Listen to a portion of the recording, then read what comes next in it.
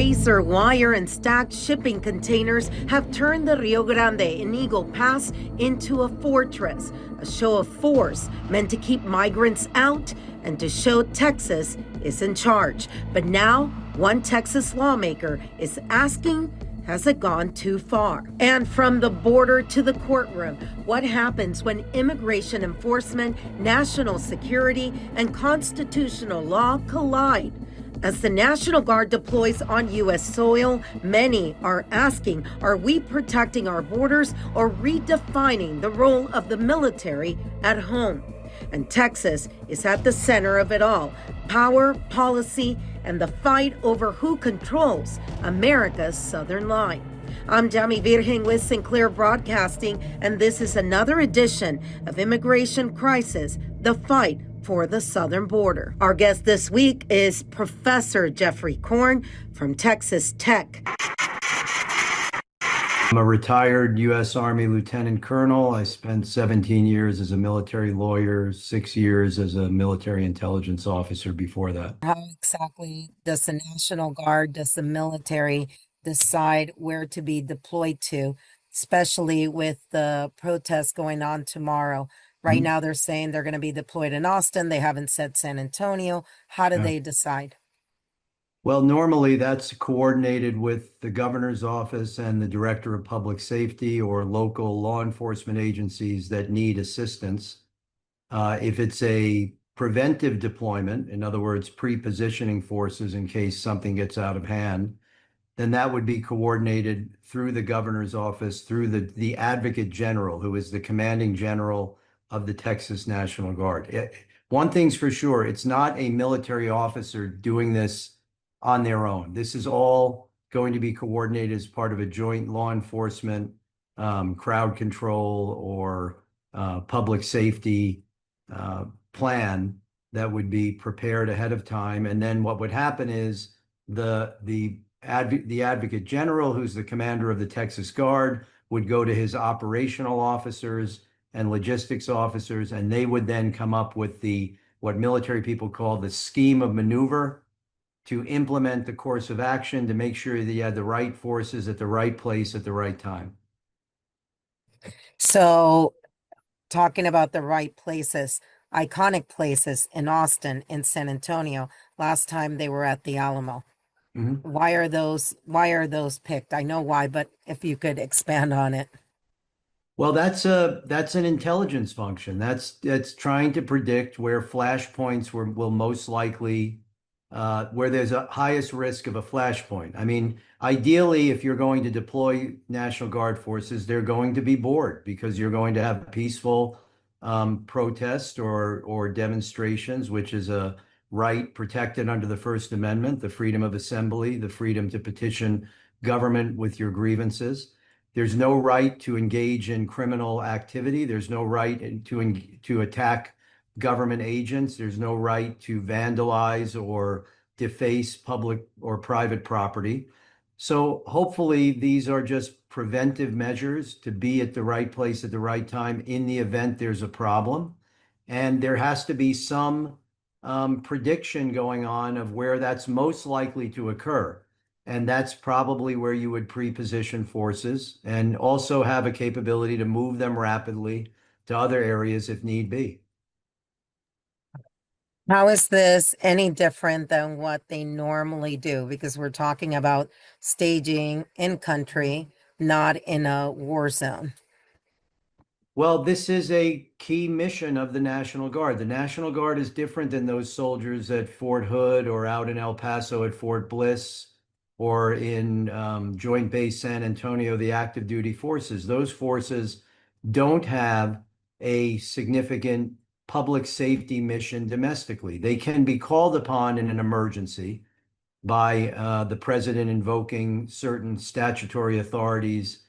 But the norm is that if there is a need to supplement civilian law enforcement capability for some type of domestic disturbance or domestic disaster, then the first choice is to call on the National Guard. That's part of their mission. So you say, well, it's not like they're deploying to another country.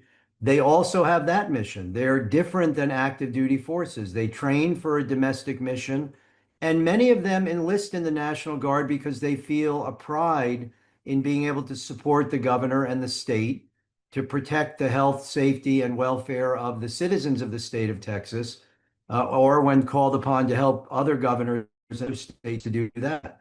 So there's nothing really unusual about preparing for potential civil disturbance with the National Guard. And I know that's controversial.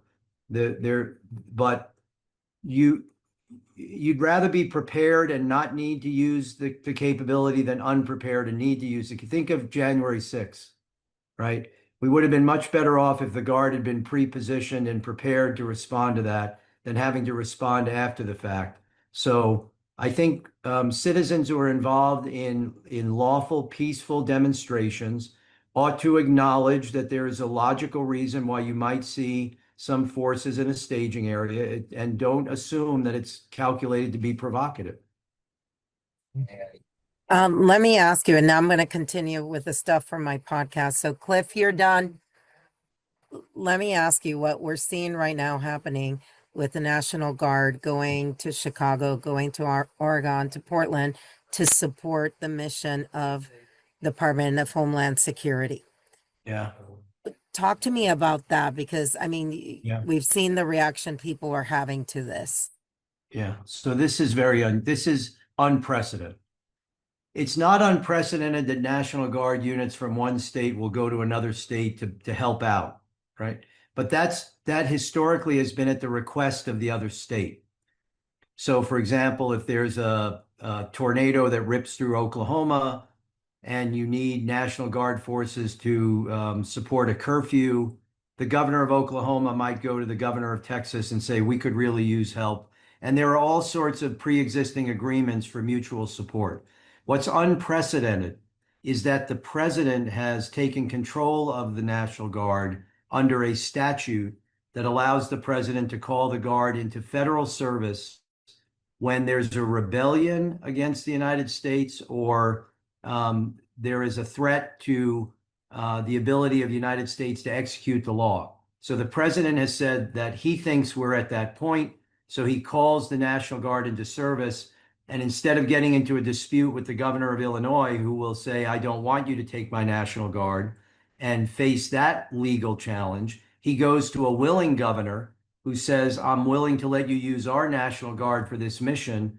And so they're being deployed into another state under federal authority. It's not like Governor Abbott is directing the deployment. He's essentially giving the National Guard up to the president so the president can order their deployment to support the Department of Homeland Security.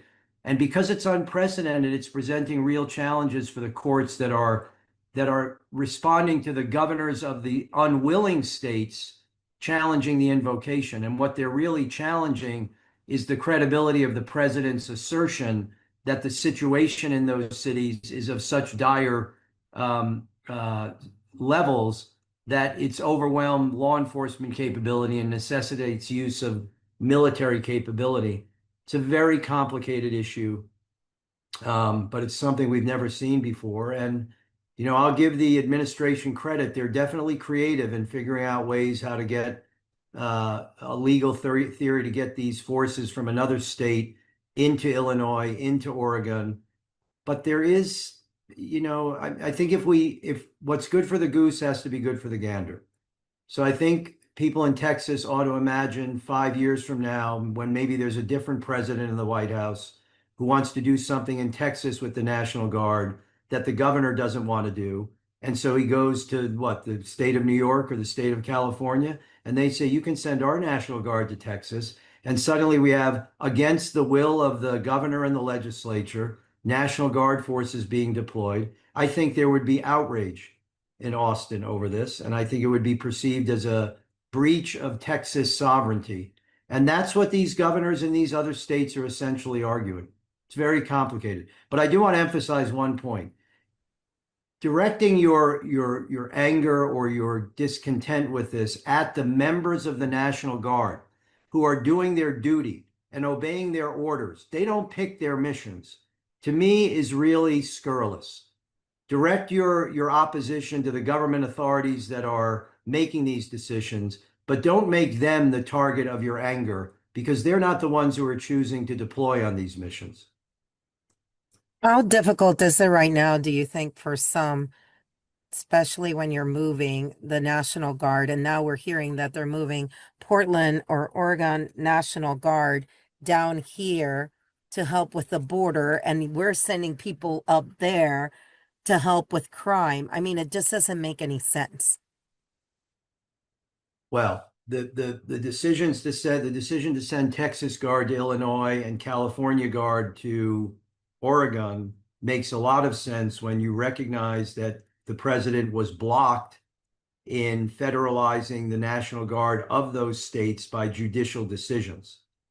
So you have a court order that says we're not going to let you call the Illinois National Guard or the Oregon National Guard into service. And the judge who issues that order, I think, never contemplated that the president might say, fine, I'll go to another state and get their National Guard, which now becomes another issue they have to deal with. Logistically, hey, you know what? In some ways, there's some value to it because the process of mustering and deploying is a training opportunity. So, I mean,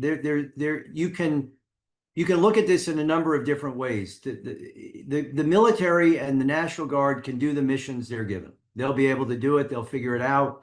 They'll get to where they need to be when they need to be there. Having said that, I think that there are probably members of the Guard, and I haven't spoken with any, but I'm guessing there are members of the Guard who said, I signed up to serve in Texas for a domestic problem, not in Illinois. So, we have to think of other consequences. Recruiting. Are people going to be less likely to sign up for the Guard because they're worried they're going to be sent all over the country whenever there's a dispute between the president and another governor? Maybe some people like that. Maybe some people don't like it. I don't know. I don't think getting them there and getting them back is really the issue. I think the issue is the legal question of whether this is a legitimate and lawful invocation of the authorities Congress has vested in the president to use the National Guard in response to a genuine domestic emergency.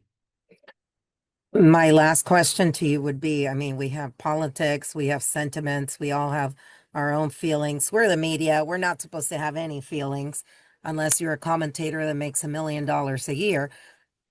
What's the job of the law? Lady, the justice always has that blindfold on her. Well, how's that going to work out? In this context, it's very clear. The Constitution vested Congress in Article 1, Section 8 with the authority to provide for calling forth the militia to repel invasion and suppress insurrection. That was given to Congress.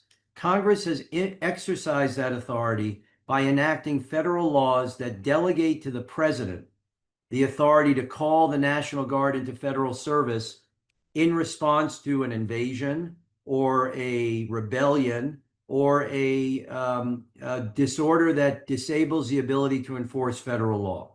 That's the authority the president is invoking.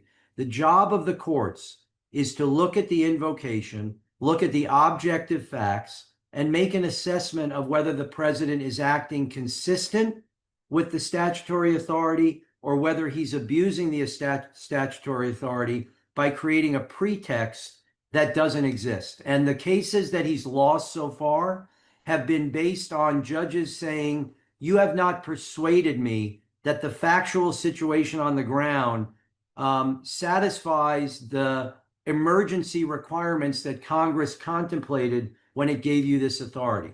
I don't know if those cases are going to stand up on appeal, because when Congress delegates, when Congress says you can respond to a threat that endangers the implementation of federal law, they're giving the president broad discretion to decide what that looks like. And I think the appellate courts might say, look, if Congress thinks the president is being overzealous in the use of this authority, there's a simple solution. Congress amends the law.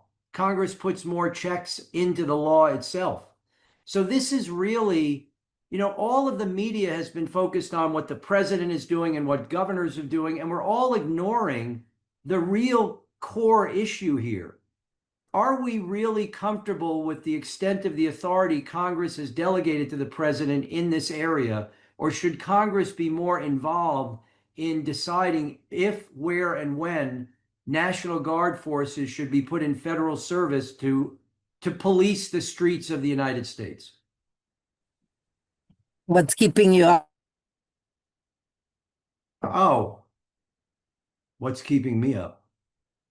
I mean, there's a lot going on in Texas. If you're in a public university in Texas, there are issues now on, the legislature's laws and the governor's orders related to things you're supposed to not say, and people are worried about academic freedom. And I've been a very vocal critic of the president's theories of legality for attacking these boats in the Caribbean, and have received a good bit of hate email from people who don't like the fact that I'm contradicting the position of the administration. I mean, it was Mark Twain's famous quote that was, patriotism is loving your country always and your government when it deserves it. And nobody can question my patriotism, my love of this country, what I devoted to this country. But I think that requires you to make reasoned, rational critiques of government policy. The use of the military domestically, what keeps me up? One of the things that keeps me up is the chicken and egg problem. This is why I made the point that if you're at a protest in San Antonio and you see guard members pre-positioned, don't automatically assume that's deliberate provocation. What concerns me is it becomes a cycle. The more you put out on the street, the more anger there will be over it, the more confrontations will occur, which will provide more justification for it. And what historically has been a narrowly invoked exception, deploying military personnel to the streets of the United States as law enforcement agents, will slowly start to become more of an accepted norm. And that, to me, I think is very troubling. That's not the tradition of this country. I mean, part of the reason that the men who wrote the Declaration of Independence, people forget that was a grievance letter, right? The Declaration of Independence was a grievance letter to the king saying, here are the things we're complaining about. We need you to fix, or else we're going to have to declare our independence. And a major part of that was an overzealous use of the British military in domestic affairs. So it's inconsistent with our national tradition to make use of the military domestically the norm.